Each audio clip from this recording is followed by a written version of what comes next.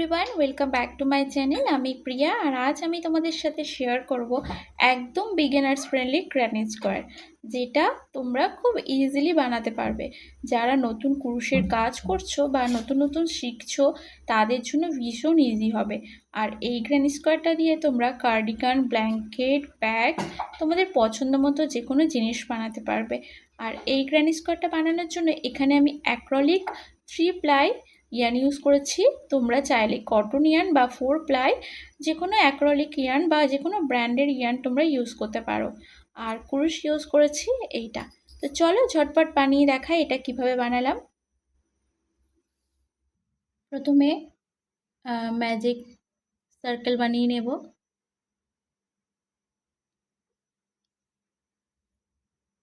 Chain 3, সার্কেলের মধ্যে 15টা double crochet করব। 1 2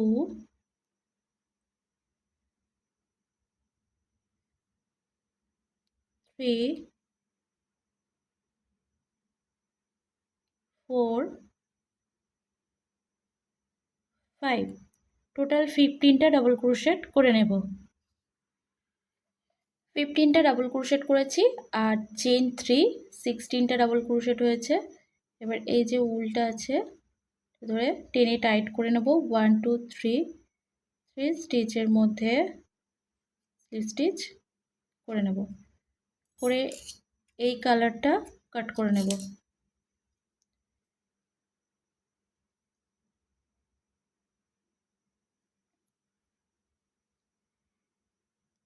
এরপরে অন্য কালার নেব। চেইন 3,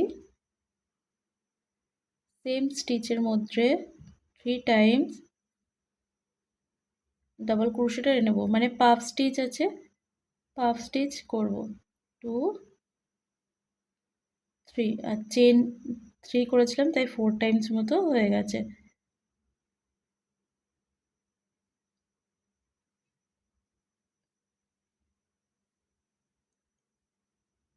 এই যে এরকম আসবে। চেইন 1, নেক্সট স্টিচে পাফ স্টিচ করব। 1 2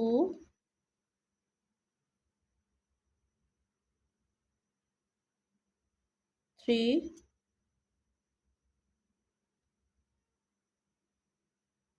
4,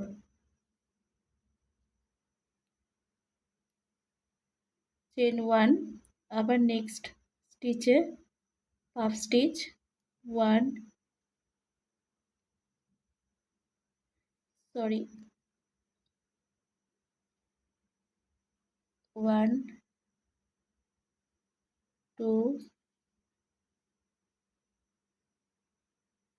3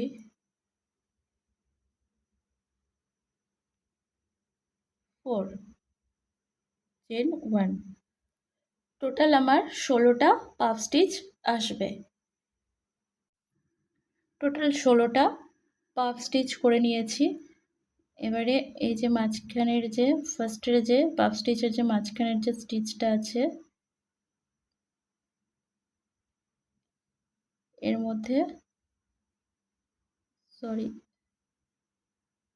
মাঝখানের পাফ স্টিচের মধ্যে স্লিপ স্টিচ করে নেব, নিয়ে চেন 1 করব, করে কাট করে নেব, দিয়ে এই রাউন্ডটা complete.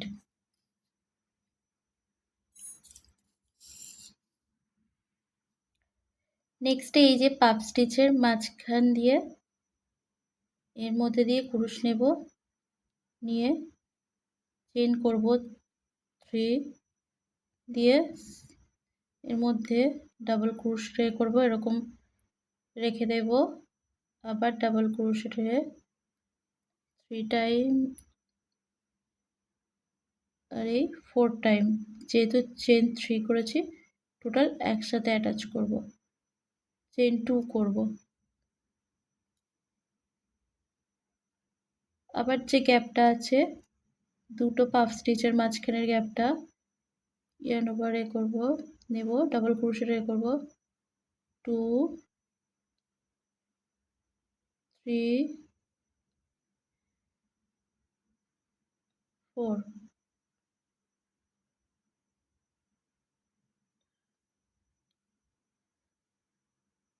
1 2 chain yarn over puff স্টিচের মাঝখানের stitch 1 double crochet 2 double crochet 3 4 দিয়ে এটা একসাথে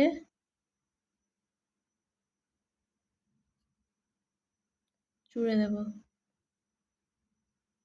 সরি, এই জায়গাটা ভুল হলো।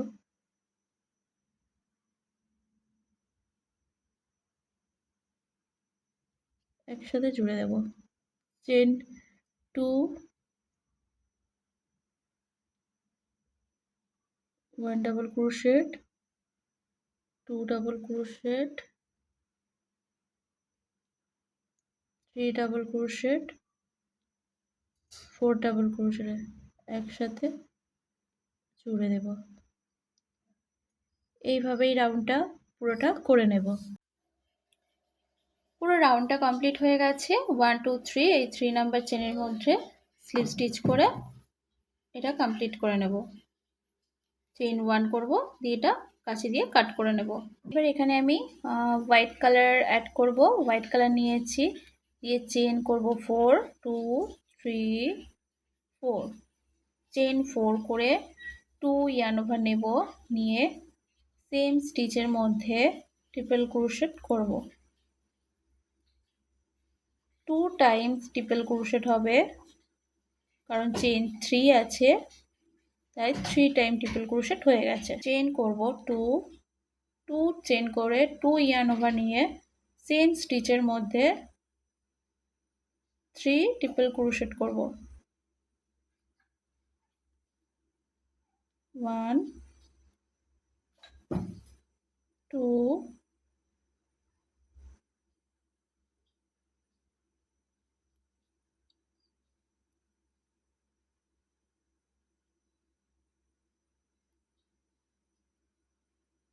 3 পরের যে স্টিচ আছে, পরের স্টিচের মধ্যে ডাবল ক্রোশেট করব, 3 ডাবল ক্রোশেট,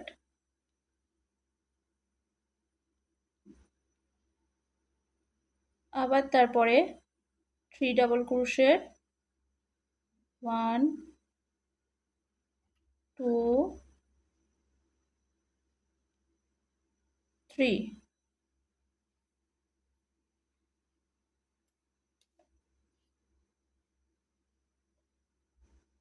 নেক্সট যে স্টিচ আছে 3 ডাবল ক্রোশেট, 1 2 3 2 ইয়ার্ন ওভার নেব। নেক্সট যে স্টিচ আছে এখানে 3 ট্রিপল ক্রোশেট করব, ফার্স্টে যেমন করেছিলাম।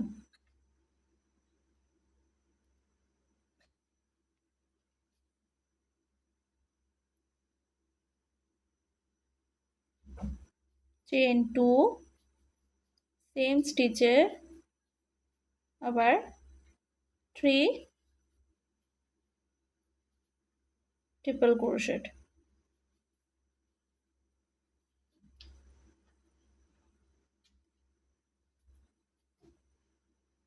নেক্সটে ডাবল ক্রোশেট 3 1 2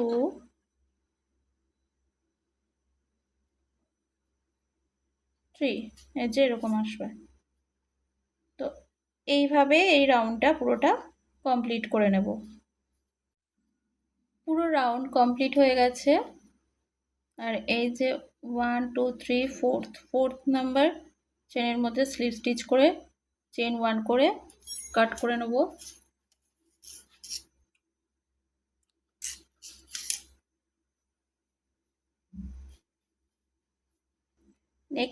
নেক্সটে এখানে দিয়ে স্টার্টিং করব, চেন করব 3 সরি 2 ডাবল ক্রোশেট করব। 1 2, আবার নেক্সটে 2 ডাবল ক্রোশেট, 1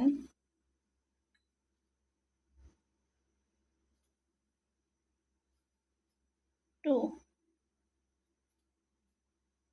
2 ডাবল ক্রোশেট, 1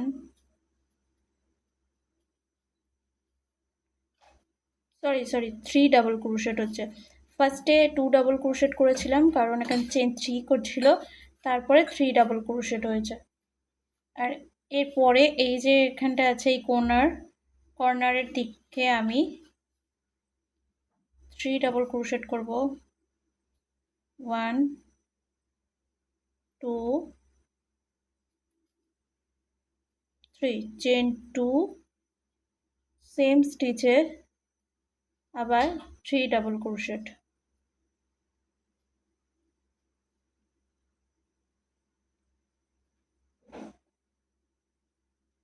আবার 3 ডাবল ক্রোশেট,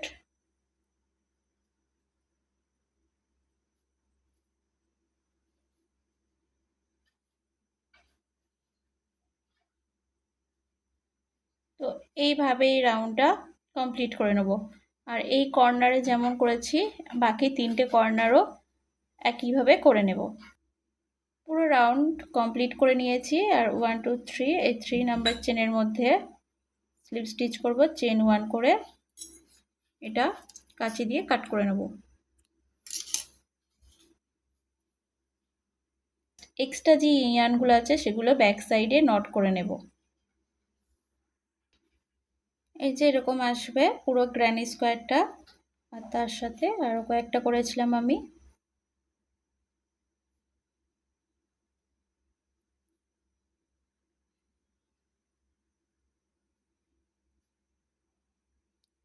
তো ভিডিওটা ভালো লাগলে প্লিজ চ্যানেলটিকে সাবস্ক্রাইব করে দিও, আর ভিডিওটাতে লাইক কমেন্ট আর শেয়ার করে দিও।